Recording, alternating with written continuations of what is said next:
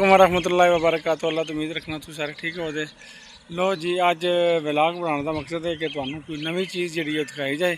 चलो लैके चलने तुहानू दिखाने। अल्लाह देखो ना, ये देखो जी, कुदरत का करिश्मा है जी। इस वक्त चिड़िया ने उन्होंने अपने घर बनाए ने, सामने नज़र आ रहा है तुहानू।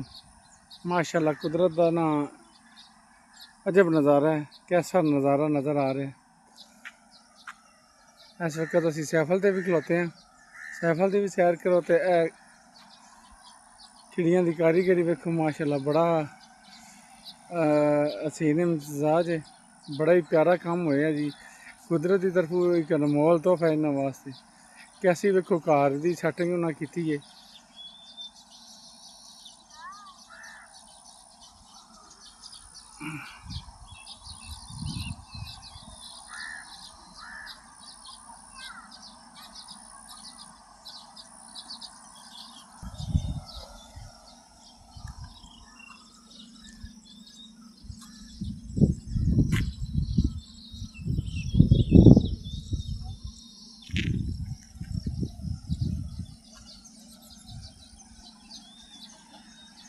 है ये पिंडा की खूबसूरती,